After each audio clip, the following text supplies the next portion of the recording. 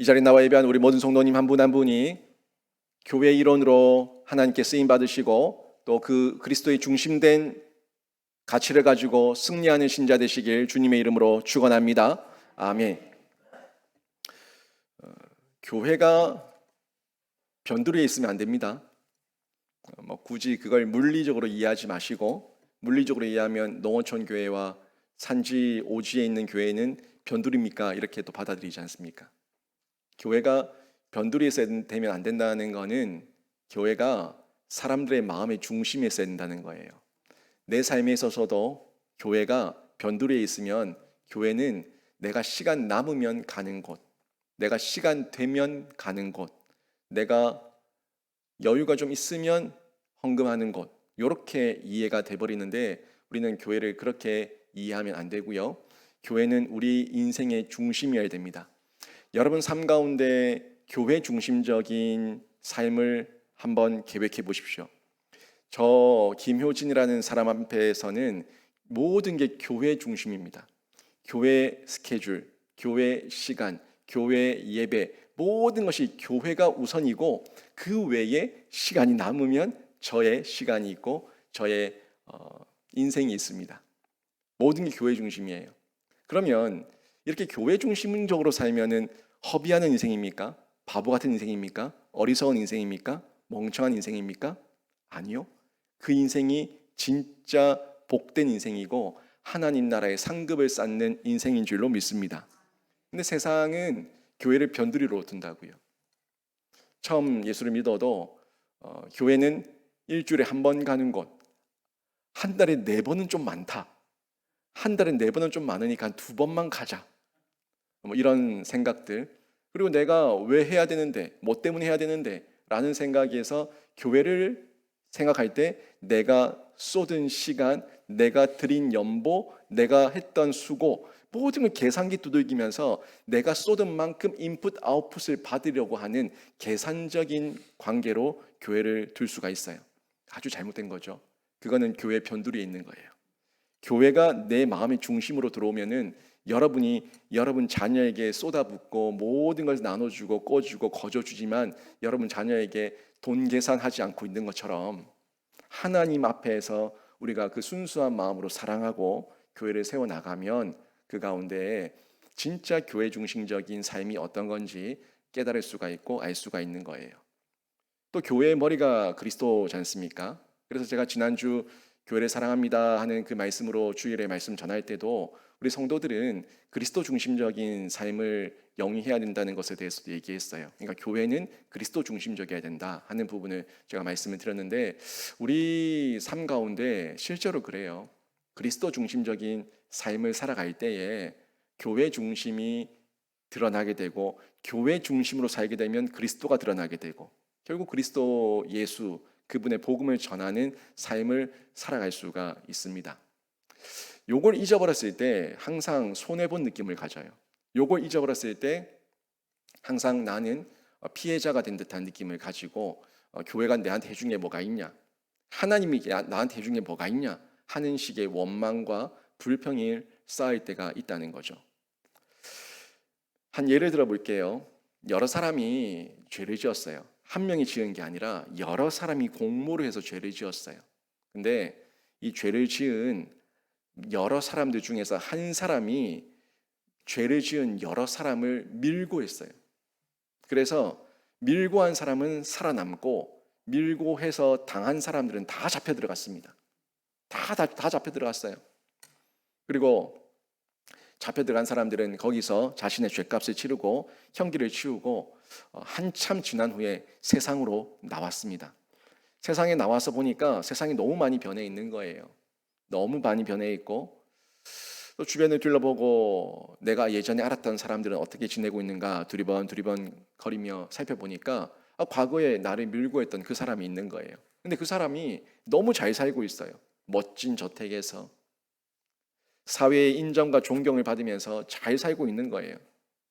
분명히 같은 죄인이었는데 나는 죄값을 다 치렀는데 저 사람은 죄값을 치르지 않고 오히려 득세하고 있네 하는 이런 모습을 볼 때에 이 사람의 감정은 어떤 감정이 들까요? 이 사람의 감정은 어떤 감정이 들까요?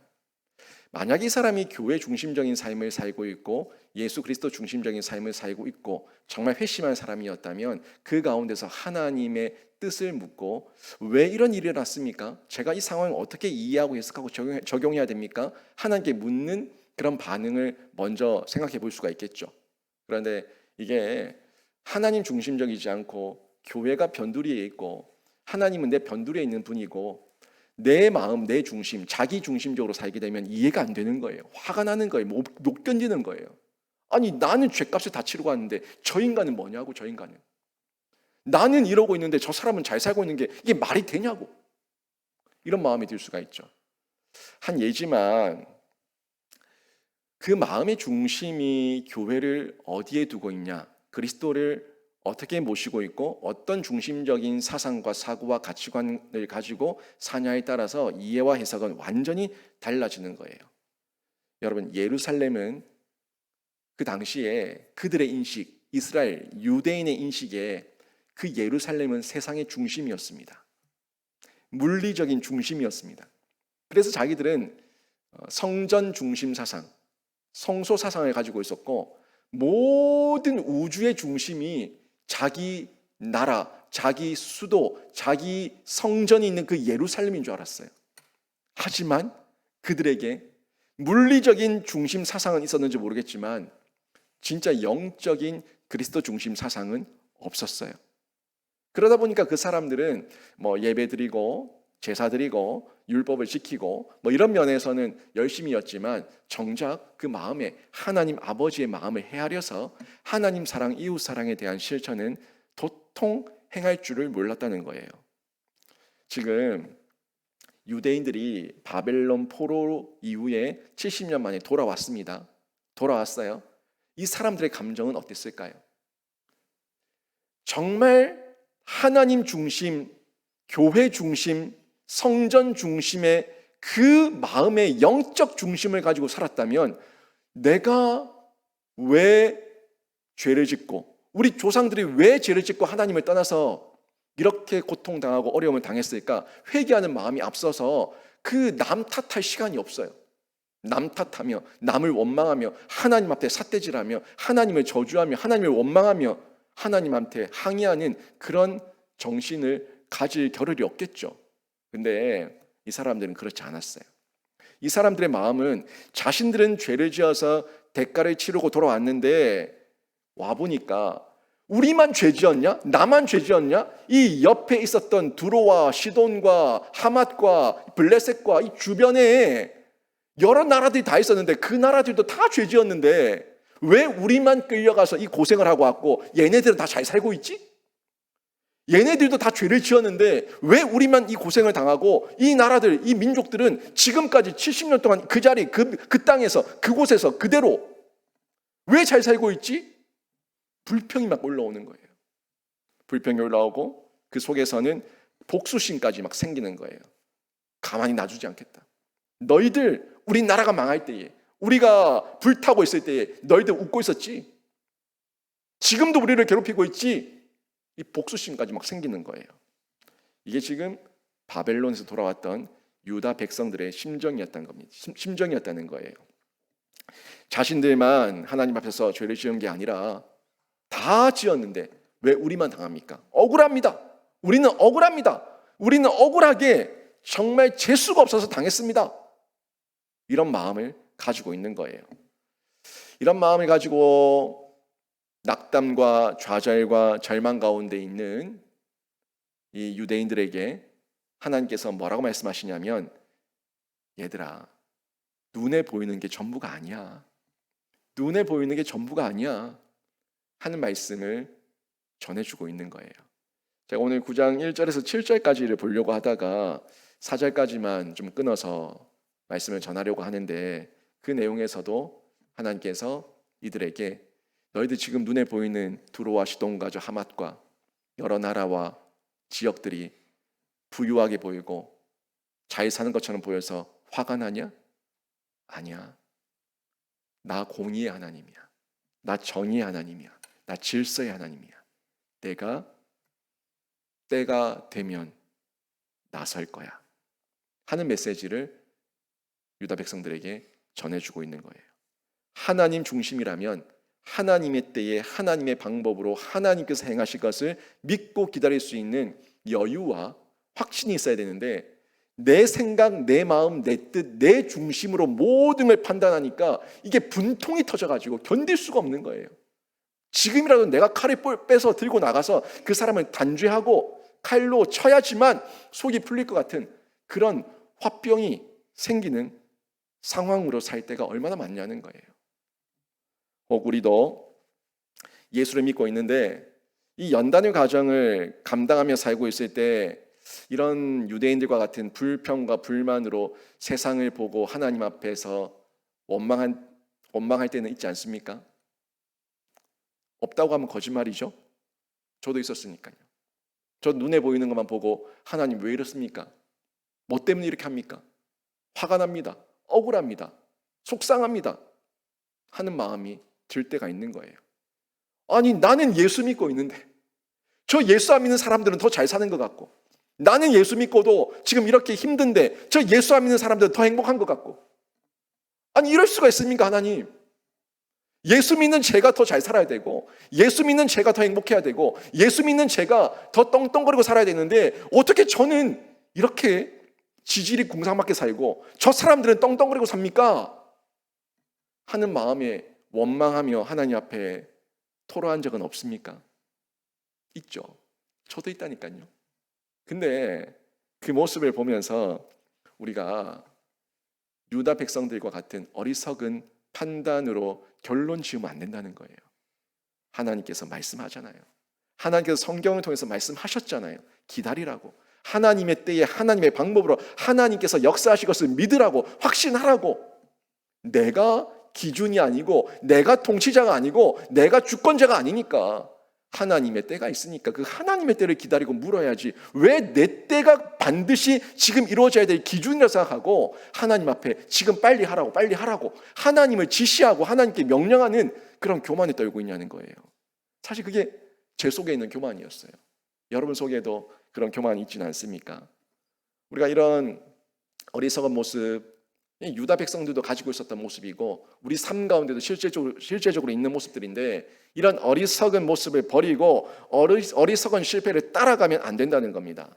세상의 화려한 보석만 보지 말고요, 지금 일상 중에 내 삶에, 내 인생 가운데 동행하시며 역사하시고 지금 말씀으로 나를 다스리고 있는 하나님의 보석을 우리가 발견할 수가 있는데, 그 보화와 보석은 보지 못하고 세상 사람들의 모습만, 껍데기만 보고 거기에 미혹되고 속아서 하나님 앞에 투덜대고 있고 하나님께서 주신 보석을 집어 던지고 있는 이런 어리석은 모습을 하면 안 된다는 건데, 여러분 속에 임재해 계신 예수 그리스도를, 또 성령과 성경의 말씀을 다시 한번 발견하셔서 여러분 속에 있는 그 보화와 보석을 마음껏 누리는 신자 되시길 주님의 이름으로 축원합니다. 교회 중심으로 예수 그리스도의 머리로 모시고 교회 중심으로 저희가 살아가면 우리 삶 가운데 그걸 발견할 수가 있거든요. 끊임없이 하염없이 늘 항상 발견하고 누리며 자랑하며 살아갈 수가 있는 거예요. 근데 이걸 못하는 거는 결국 내 마음이죠. 내 마음에, 내 교만과 내 자만 가운데, 내 판단 가운데 상대적 박탈감을 느끼는 거예요. 상대적 박탈감. 아니, 내가 하나님 안에서 하나님께서 주권자지 않습니까? 우리 하나님께서 나를 하나님의 자녀 삼아 주셨다는 주권적인 선언과 하나님의 선포가 있으면 그걸 믿어야 되는데, 이거를 자꾸 내 마음에 상대적 잣대를 가지고 세상의 비교 가치를 가지고 자꾸 나를 드러내니까 상대적 박탈감이 생기는 거예요. 어떻게 사람이 모두가 다 똑같을 수가 있어요? 여러분, 모든 게 다 똑같다면 여러분 감사할 것 같아요? 눈, 코, 귀, 입, 손, 발, 우리 다 있는데 모두에게 다 있는 사람들만 모여 있으면요, 하나도 감사를 느끼지 못합니다. 왜? 다 있는 거니까. 이 대기에 공기가 있는데 이 공기를 우리가 들이마시며 이 폐로 숨 쉬고 있지 않습니까? 그러니까 숨을 쉬고 있는데 다 쉬고 있어. 그러니까 감사하지 않아요.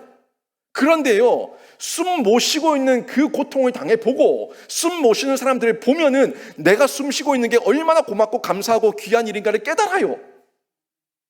손, 다리가 없고 눈이 없고 귀가 없고 몸에 장애가 있어서 큰 고통 가운데 있는 사람들, 그 사람들을 보고 나도 그런 장애를 겪어보면 그 있었던 때가 있는 것이 얼마나 감사한지 그때서야 깨달아요. 모두가 다 가지고 있으면 그때는 감사한지 모르는 거예요.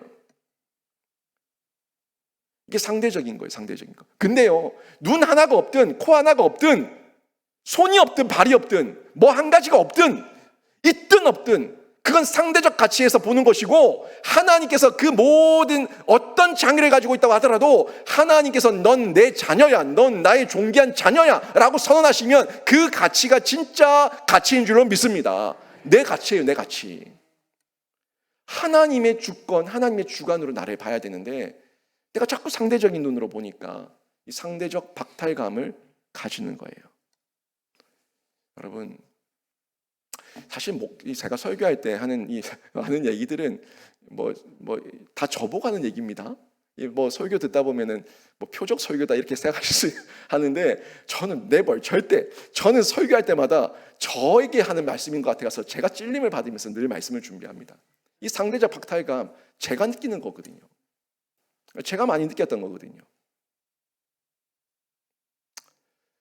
여러분, 이 모습에서 벗어나야 돼요.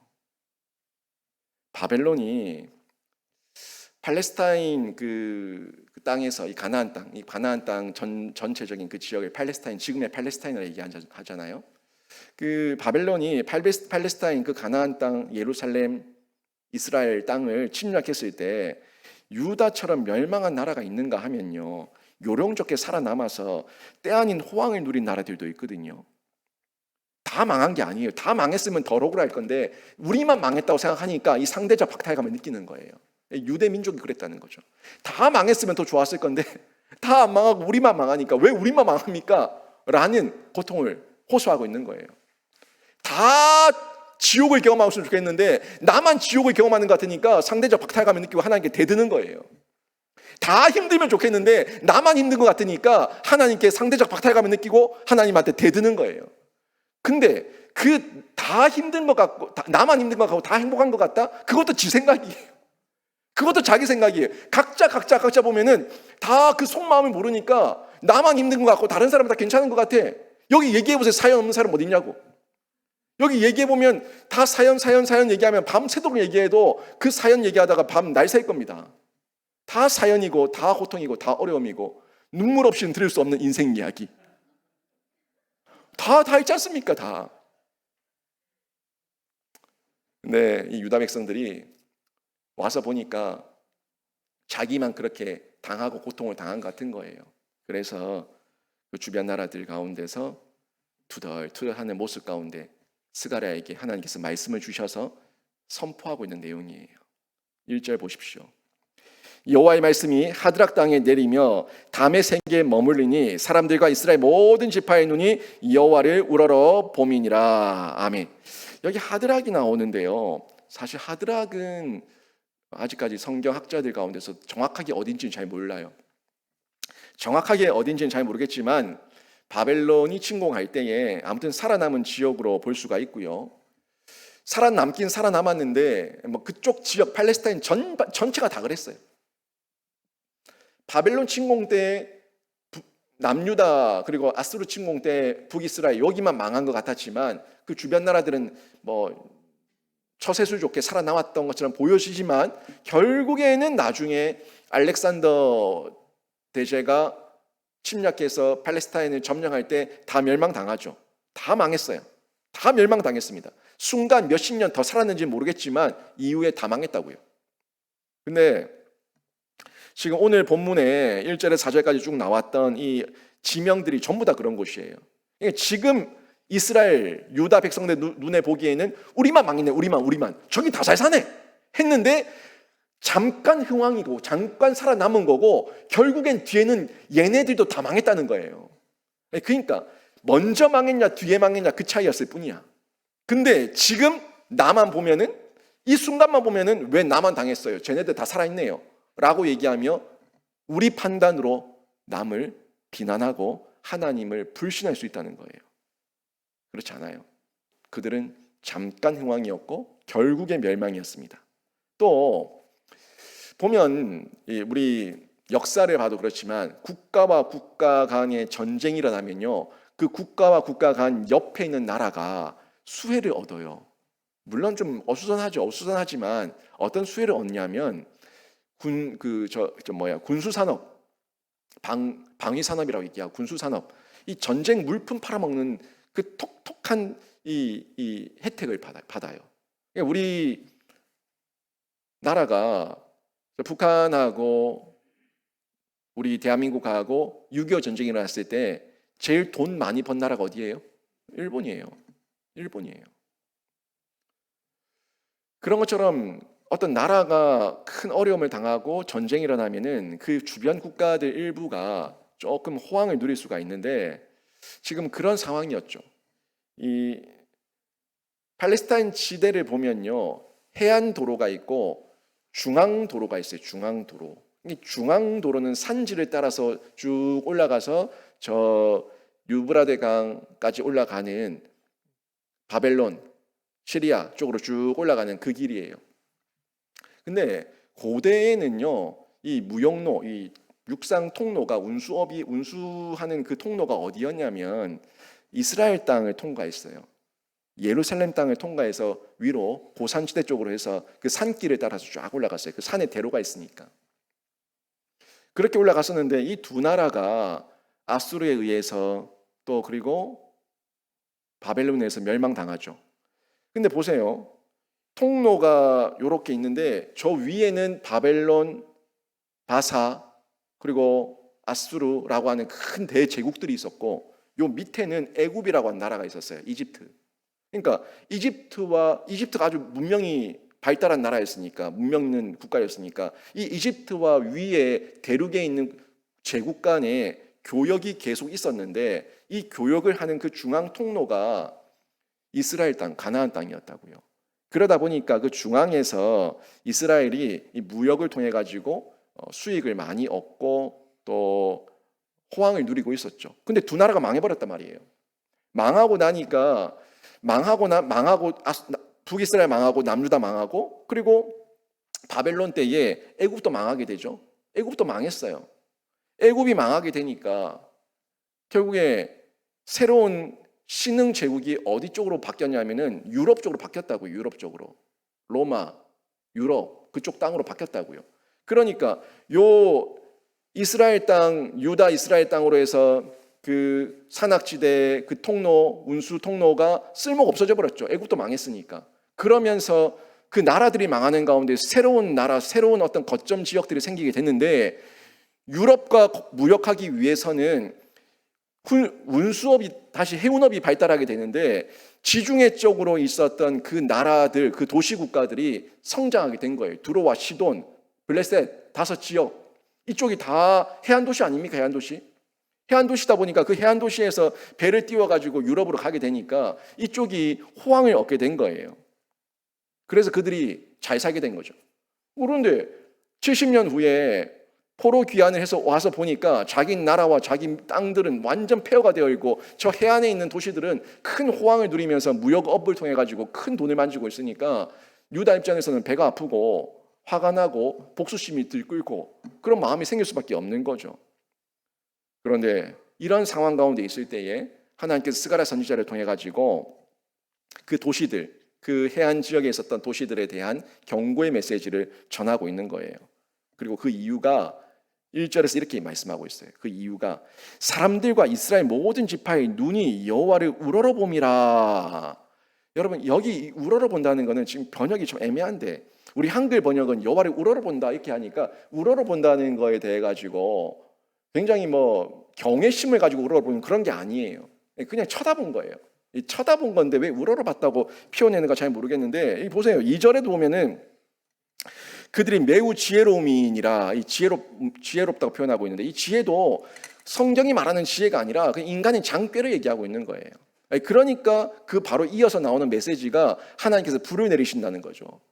그들이 하나님을 경외하며 우러러보고 있고 그들이 하나님의 지혜를 가지고 있는데 하나님께서 불을 내릴 이유가 뭐가 있어요? 그들이 우러러본 거는 그런 우러러봄이 아니라 하나님을 향한 원망과 의심과 하나님을 멸시하고 무시하는 그런 눈으로 보고 있는 거예요.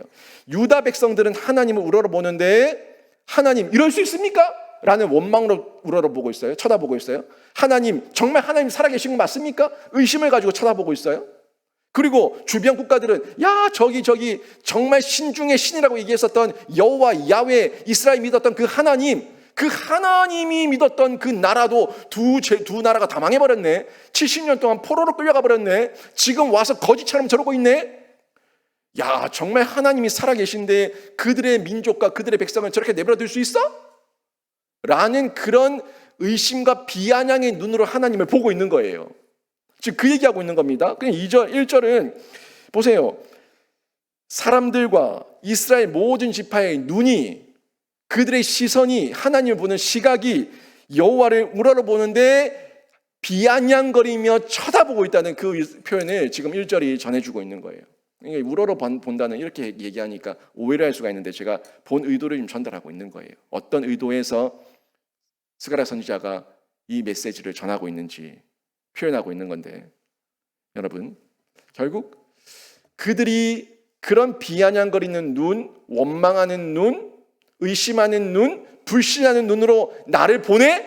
그래서 내가 가만히 안 있을 거야. 누가요? 하나님께서 내가 가만히 안 있을 거야. 내가 나서서 그들에게 다시 불을 내릴 거야.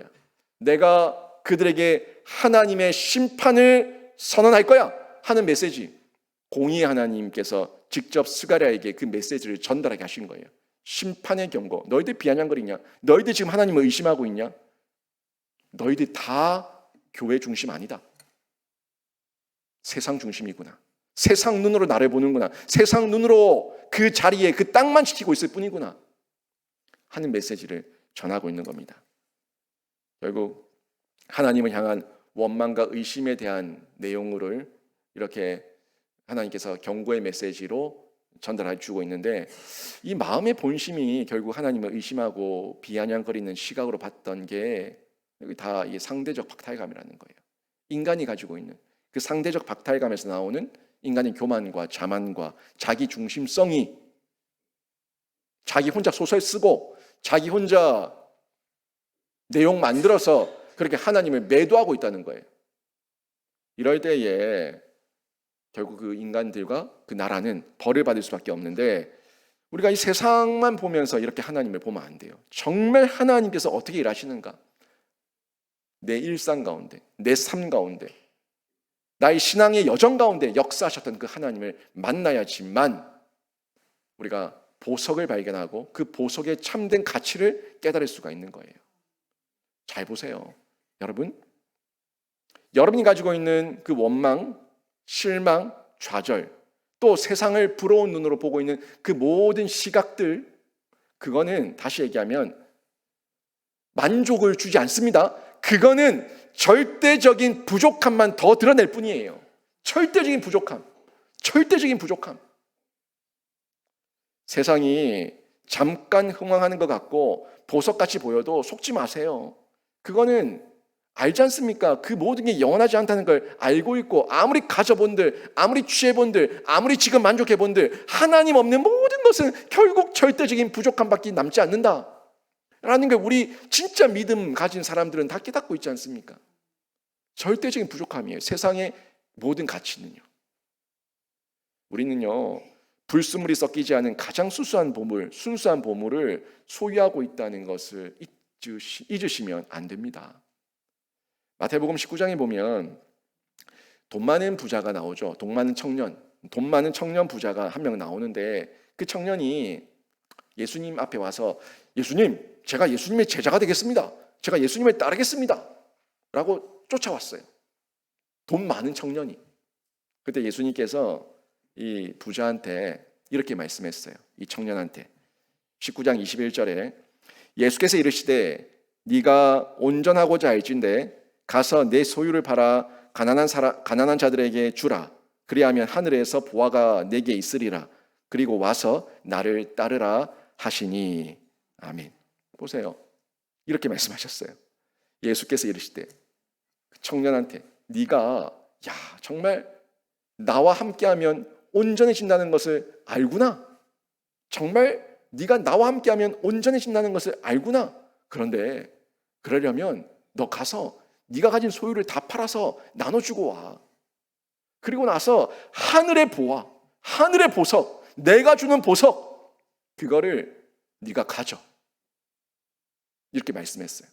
그랬더니 이 청년이 즉각 실행했습니까? 아니면 고민하다 돌아갔습니까? 고민하다가 돌아갔어요. 22절 볼까요? 19장 22절. 뭐 틈도 안 줍니다. 이 말씀을 듣자마자 21절에서 말씀하고 22절에서 바로 이 청년이, 그 청년이 재물이 많음으로 이 말씀을 듣고 근심하며 가니라. 어디로? 자기 집으로, 세상으로 돌아갔다고 얘기하고 있어요. 결국 세상은 재물을 의지하고 자신의 흥왕이 자신의 업적이고 보물입니다. 그게 세상이에요. 세상은 자신의 재물을 의지하고 자신의 이름, 자신의 인기, 자신의 명예, 자신의 인정, 그게 자신의 업적이고 자신의 보물이에요. 그런데 하나님은 그걸 얘기하지 않습니다. 그들은 그게 보물이니까 하늘의 보화를 발견하지도 못하고 하늘의 보화를 주시는 예수를 따르지도 못합니다.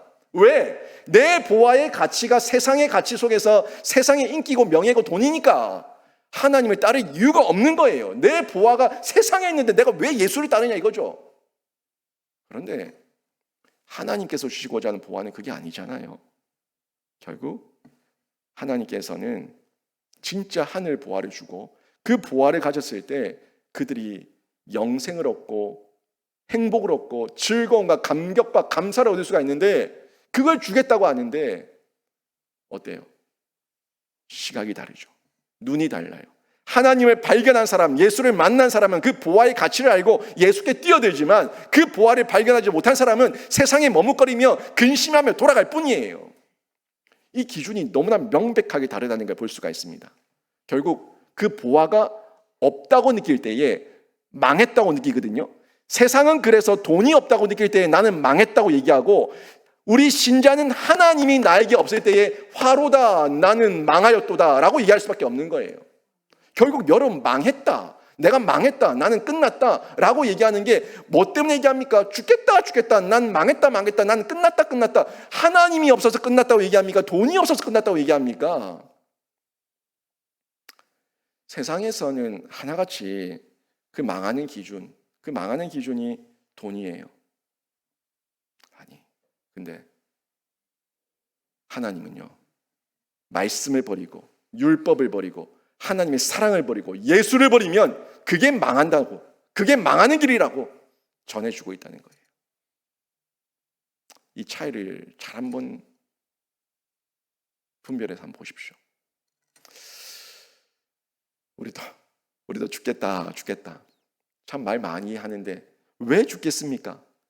하나님이 없어 죽겠습니까? 아니면 세상에 그 뭔가가 여러분이 가지고 있는 그 보화의 기준, 그게 없어서 죽겠다고 얘기합니까? 뭐가 없어서 죽겠다고 얘기합니까? 여러분, 저와 여러분, 우리 신자는 예수 안에 있을 때, 예수와 연합되어 있을 때, 예수의 이름을 부르고 있을 때 저와 여러분은 영원히 죽지 않고 영원히 사는 줄로 믿습니다. 이게 신자의 확신이잖아요.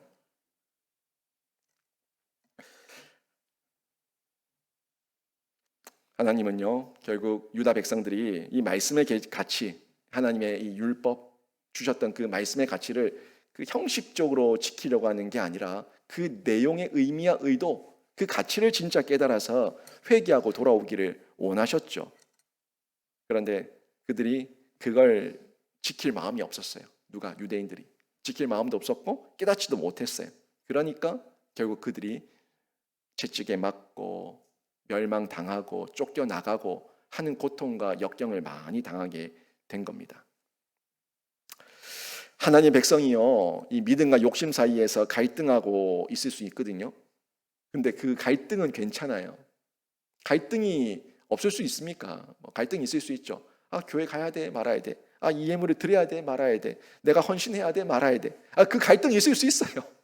믿음과 욕심 사이에서 갈등이 있을 수 있는데 그 갈등 가운데 승리하시라고요. 승리하시라고. 이 갈등하고 있을 때는 아직 결정하기 전에는 가능성이 있습니다. 회복의 가능성이 있어요. 선택의 가능성이 있어요. 순종의 선택, 하나님께서 원하시는 뜻대로 선택, 이 가능성이 있는데 이걸 버리고 율법을 버리고 말씀을 버리고 이 돈 많은 청년처럼 등 돌리고 돌아서 버리면 그러면은 망하는 거예요. 진짜 하나님 앞에서 망하는 거예요. 세상에서 돈 좀 없어서 또 연약해서 육신에 아픔이 있어서 고생하고 광야길 돌고 황무지 땅을 걷고 괜찮아요. 차라리 그렇게 해서라도 하나님 앞에 매여 있고 하나님의 진짜 보화를 발견할 수 있다면 그게 복이에요. 그게 진짜 복이야. 근데 그 복을 깨닫지 못하고 세상만 바라보면서 투덜투덜거리면 그 인생이 불쌍한 인생이 된다는 거죠. 하나님의 백성들 늘 이 갈등 가운데 있는데 실제로 그렇게 하지 못하는 데서 비롯되는 갈등, 하고 싶은데 마음은 원이로되 육신이 연약하여 그렇게 말만 하면서 늘 갈등하고 있는 그 갈등 끝냅시다. 이제 갈등을 끝내고 이제 순종이 필요하니까 순종함으로 반응하시고 순종함으로 뛰어드시고 자꾸 계산기 두들기지 마시고 하나님 말씀의 의도, 율법의 의도, 예수님께서 왜 이 땅에 오셨는지, 십자가 사건이 뭘 의미하고 있는지 그 의도와 목적과 내면의 그 하나님의 진수를 깨달아서 보화죠, 보화. 그걸 깨달아서 그걸 붙드시면은 순종할 수 있는 용기와 결단도 일어나게 되는 줄로 믿습니다. 왜 나만 겪는 고난이냐고 그렇게 자꾸 투덜대지 말고요. 그 유혹 가운데서 이겨내십시오. 이겨야 삽니다. 예수의 이름으로 부르고 예수의 이름으로 이기면 사는데 예수 이름을 부르지 않고 자꾸 내 생각으로 주관으로 계산하면 지는 거예요. 그리고 떠내려가면 멸망의 대상이 되고 마는 겁니다. 하나님은 우리가 율법을 온전히 지키기 때문에 그 백성으로 삼으시는 게 아닙니다. 하나님 앞에 자신의 부족함을 정직하게 고백하기 때문에 백성으로 삼으시는 거예요. 이거 완전 다른 내용입니다. 이스라엘 민족은 내가 율법을 지켜서 하나님의 백성이 된다고 믿었지만 그게 아니라 내가 율법을 다 못 지켜서 하나님 앞에 나는 죄인입니다라고 엎드리며 하나님 앞에 나의 겸손함과 나의 부족함을 인정할 때에 하나님께서 그들에게 구원자도 보내주시고 살 길도 알려주시고 하나님께서 그들의 백성이 하나님께서 그 백성들의 하나님이 되어주신다는 거예요. 요거를 잘 이해하셔야 돼요. 자꾸 내가 뭔가 수행하고 고행하고 어떤 업적을 쌓아서 천국 백성이 된다고 생각하지 마세요. 혹시 주변 불신자들이 잘 사는 것 같고 완악하며 패역한 자들이 승승장구하는 것 같을 때 낙담하거나 좌절하거나 부러워하지 마십시오. 공의의 하나님을 믿으시기를 바랍니다. 우리 하나님 공의의 하나님이시고요, 공평의 하나님이십니다. 다만 심판하시는 그 목적과 시기를 우리가 모를 뿐이지 하나님의 통치는 지금도 여전히 실행되고 있는 줄로 믿습니다. 그게 하나님의 섭리라고요. 하나님의 통치하심과 하나님의 보존하심, 그 섭리 가운데 내가 그 모든 영원한 하나님의 작정, 영원한 계획을 모를 뿐이지 하나님은 하나님의 계획이 있어요. 그걸 내가 모르는 걸 인정하고 하나님 앞에 공손하게 하나님께 묻고 깨닫기를 구해야지, 하나님 이러면 됩니까? 저러면 됩니까? 하면서 하나님을 가르치려고 하면 그런 교만이 하나님 앞에서 죄와 악이 된다는 겁니다.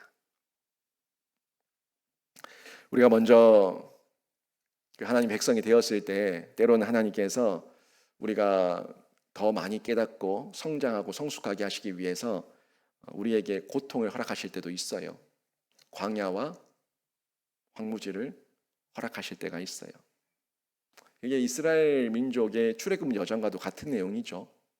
이스라엘 민족은 애굽 땅에서 하나님의 선택을 받아서 홍해를 건너는 세례를 받고 거듭난 백성이 되어서 종에서 자유인이 되어 광야로 나왔습니다. 하지만 그들에게 버려야 될, 분명히 하나님의 자녀지만 하나님의 백성이지만 버려야 될 옛 모습과 성장하고 성숙해야 될 시간이 필요해서 그 자녀에게도 광야길을 돌게 하시고 황무지 땅을 걷게 하셨어요. 그 땅만 보면은 광야와 황무지와 돌밖에 안 보이는데 눈을 들어 보면요, 구름 기둥과 불 기둥이 있었고요. 눈을 들어 보면요, 하늘에서 만나와 메추라기가 떨어졌고요. 땅만 보면 황무지, 광야, 죽겠다 그러지만 눈을 들어 보면요, 하늘에 하나님의 임재의 역사가 펼쳐지고 있었어요. 그걸 보라고요. 자꾸 세상 눈만 보고 있으면 비교, 상대적 박탈감, 절대적 부족함만 계속 드러나는데 눈을 들어 보면은 하나님의 일하심을 볼 수가 있는 겁니다. 그 시간이 비록 우리에게 고통스러운 시간일 수 있고 징계의 시간일 수 있지만 그 시간은 여러분, 저와 여러분을 고치시고 치료하시는 하나님의 수술대 위에서 하나님께서 친히 의사가 되시고 메스를 들고 우리의 모든 암덩어리를 도려내는 수술 치료의 시간인 줄로 믿습니다. 그 시간 지나고 나면 성숙해 있는 나와 성숙해 있는 우리 가정과 성숙해 있는 우리 교회를 만나게 될 거예요. 우리가 이걸 바라볼 때에 우리의 입술을 좀 더 다른 방법에서 사용해 봅시다. 원망의 입술 말고, 불평의 입술 말고 하나님을 믿는 믿음의 입술을 가지고 역전의 하나님을 기대하면서 그 역전의 하나님을 고백하고 감사하고 소리 외쳐 찬양해 보자고요. 똑같은 입술이지만 불평하는 입술이 될 수도 있고 하나님의 찬양하는 입술이 될 수도 있는 거예요. 2절과 4절 볼까요? 2절과 4절 보시면 이런 말씀이 쭉 나오는데, 그 접경한 하마세에도 임하겠고 두로와 시도네에도 임하리니 그들이 매우 지혜로움이니라. 이 지혜롭다는 것은 제가 얘기했죠, 하나님의 지혜가 아닙니다. 인간적인 잔꾀, 그걸 얘기하고 있는 거예요. 두로는 자기를 위하여 요새를 건축하며, 누구를 위하여? 자기를 위하여. 하나님 아니에요. 요새를 건축하며 은을 티끌같이 금을 거리에 진흙같이 쌓아도다. 주께서 그를 정복하시며 그의 권세를 바다에 쳐넣으시리니 그가 불에 삼켜질지라. 그 아름다웠던 두로와 시돈과 하맛과 그들의 지혜와 그들의 부귀영화를 하나님께서 바다에 쳐넣으시고 불에 삼켜지게 다 태워버리시겠다고 말씀하고 있는 겁니다. 이 하맛도 앞에서 봤었던 그 하드락과 같은 그런 도시인데 남유다가 망하는 중에도 끝까지 살아남아서 잘 살고 있었던 나라, 도시국가들, 그들을 얘기하고 있는데요. 하맛, 두로, 시돈, 이런 곳들입니다. 이런 곳들이 다 해변 지역에 있는 도시들이에요. 두로와 시돈도 마찬가지고. 두로와 시돈은 저희가 그 솔로몬의 성전 지을 때 거기서 백향목 나무를 두로와 시돈에서 운송해서 가지고 왔다는 그 얘기도 듣고 해서 귀에 좀 익은 도시지 않습니까? 근데 두로와 시돈, 하맛 다 지중해 연안에 있는 해변 국가, 도시 국가들인데 이들이 아까 제가 말씀드린 것처럼 교역 국가가 바뀌었어요. 그 당시에 페르시아, 바사 제국이 큰 대제국을 이루고 있는데 그들의 주 교역 국가가 유럽이 됐기 때문에 유럽과 오가는 거는 100길로 왔다 갔다 했다고요. 그러다 보니 이 나라들이 이 중개 무역이 발달하게 되고 큰 부를 얻게 된 거죠. 그래서 전성기를 맞이하게 됐는데 돈이 많으니까 결국 두로와 시돈이 어떤 짓을 하고 있어요? 자기들을 위해서, 자기를 위하여 요새를 건축하며, 그죠? 또 은을 티끌같이, 금을 거리에 진흙같이 쌓았도다라고 말씀하고 있는데 그만큼 돈 많고 그저 나를 위해서 돈 쓰고 자기 보호하고 자기 치장하는데 급급하게 패역하며 음란하며 더럽게 살고 있었다 하는 걸 전해주고 있는 거예요. 그런데 이 두로라는 곳, 두로, 시돈, 하맛, 이 도시들이 결국에 그들은 무역을 하면서 돈을 얻고 있었지만 그 두로와 시돈 땅이 이스라엘 민족을 노예로 팔아넘긴 곳이었거든요. 그러니까 인간들을 유럽 땅으로 사람들의 포로들을 끌고 와서 팔아넘기는데 배 태워서 보내지 않습니까? 배 태워서. 바벨론으로 끌고 가고 바벨론으로도 끌고 가지만 다른 나라에도 팔아넘길 거 아니에요. 그 팔아넘기는 가운데 이 두로와 시돈이 결국에 자기들도 그 무역의 한 물건이 된 거예요. 그런 생각을 가지고 있으니까 이들 속에 얼마나 복수심이 불타오르고 하나님 앞에 원망 같은 그 마음이 막 쏟아졌겠냐는 거예요. 그런데 하나님께서 그렇게 자기들의 감정대로 괴로워하며 힘들어하고 있는 유다 백성들에게 말씀을 전하는 거예요. 4절 뒷부분 보시니까 4절 보니까 주께서 그를 정복하시며 두로와 시돈을 정복하신다는 거예요. 정복하시며 그의 권세를 바다에 쳐넣으시리니 그가 불에 삼켜질지라. 결국 이 말씀이 결국에 실행되죠. 알렉산더 대제가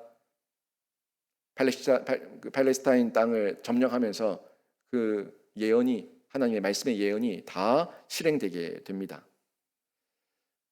그리고 그들은 그렇게 역사 속에서 사라졌어요. 두로와 시돈 지금 유명합니까? 하맛 유명합니까? 없어요. 아무도 없어요. 다 사라졌어요. 그런데요, 하나님께서 남겨놓으신 그 이름이 있어요. 유다 땅, 예루살렘. 여러분, 그 유다 땅, 그 예루살렘의 그 베들레헴 땅에 예수께서 태어나셔서 예수께서 십자가를 지시고 예수께서 모든 인류의 구원 역사를 완성하신 그 장소가 그들이 왜 우리를 버렸습니까? 라고 외쳤던 그곳에서 다시금 하나님의 역사로 펼쳐지게 되는 겁니다. 지금 당장은 그때가 안 보이고 하나님의 구원 계획이 안 보이니까 저기는 잘 살고 우리는 왜 피폐하고 다 무너지고 다 흙더미입니까? 라고 얘기하고 있지만 결국에 하나님의 때가 되면 그 나라들은 다 다시 불 속에 던져지고 하나님의 그 땅, 하나님의 백성들 가운데 하나님의 역사를 다시 이루신다는 거예요. 이걸 하나님의 시각, 하나님의 눈으로 바라보며 기다릴 수 있을 때에 우리가 지금 내 모습, 내 환경 가운데 투덜대지 않고 하나님을 끝까지 믿고 신뢰하며 확신하며 하나님께 기도하고 하나님을 의지할 수가 있는 거죠. 여러분, 제가 여러 번 얘기했죠. BC와 AD를 기억하십시오. BC와 AD 뭐예요? Before Christ. AD 아노 도미니. 세계의 역사의 중심은 예수 그리스도입니다. 그 누가 부인한다고 해도 그 누가 이걸 인정 안 하려고 해도 부인할 수 없는 거예요. BC, AD는 모든 인류의 시간 연대표의 기준이고요. 모든 그 기준의 그 BC와 AD를 나누는 기점이 예수 그리스도입니다. 여러분, 이거는 인류가 인정하고 있는 거예요. 결국 다시 얘기하면 예수님께서 이 땅에 오신 거는 교회의 머리로 오셨고 예수님께서 이 땅에 오신 거는 하나님의 교회 공동체를 세우기 위해 오셨고 세계 선교의 역사를 통해서 하나님 나라를 확장하기 위해 오셨는데 예수 그리스도를 우리의 마음에, 우리 가정의 중심에, 내 개인의 삶 가운데 중심에, 우리 교회의 중심에, 나라와 민중의 중심에 모시고 있으면은 우리가 하나님을 통해서 예수를 통해서 세상의 중심인 줄로 믿습니다. 땅이 중심이 아니라 내가 예수 그리스도 하나님의 말씀 그 의미를 분명하게 알고 살아갈 때에 우리가 하나님 나라를 확장하는 하나님의 일꾼으로 쓰임 받는 거예요.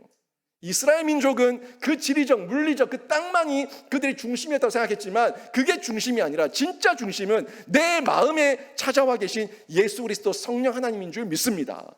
이 성령 하나님과 함께하고 있을 때에 나는 열등감에 빠지지 않습니다. 낮은 자존감에 빠지지 않습니다. 나를 비난하며 원망하며 내 머리를 쥐어박으며 엉뚱한 생각을 하며 죽을 짓을 하지 않습니다. 혹시라도 연약한 가운데 부족한 가운데 있다고 하더라도 또 일어나서 예수 이름을 부르며 은혜의 보좌 앞에 뛰어나가게 되는 거예요. 그게 교회의 일원이 가진 특권입니다. 세상은 돈과 권력과 힘이 모두 다 세계의 중심이라고 얘기하는데 아니에요. 예수 그리스도가 세계의 중심입니다. 나가 물어보세요. 세상 사람들 나가서 뭐 여의도 가서 증권사 가서 은행 가서 모든 세계 경제의 중심이 어디냐, 세계의 중심이 어디냐라고 물으면 다 미국이라 얘기할 거예요.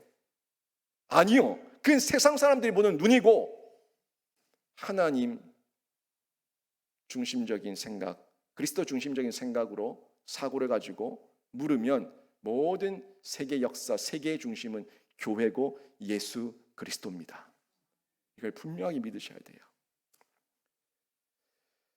하드락, 하맛, 두로, 시돈 여러 가지 지명들이 나왔지만 이 나라들 잠시 잠깐 등장했다가 사라지는 역사의 광고에 불과합니다. 막간에 불과합니다. 다 사라졌어요. 하나님의 때가 되면 하나님의 나라와 민족을 하나님께서 택하시고 하나님께서 세계 모든 민족 위에 뛰어난 민족으로 세워주실 줄로 믿습니다. 세상을 따르는 어리석은 자가 되지 마시고요, 영원한 진리 붙으시면서 진리 안에서, 말씀 안에서 하나님의 은혜와 능력 안에서 자유하시는 신자 되시길 바라고요, 세계 모든 민족이 뛰어나게 하시는 그 복이 여러분 개인과 가정과 우리 교회와 나라와 민족 가운데 임하고 실행되기를 주님의 이름으로 축원합니다. 아멘.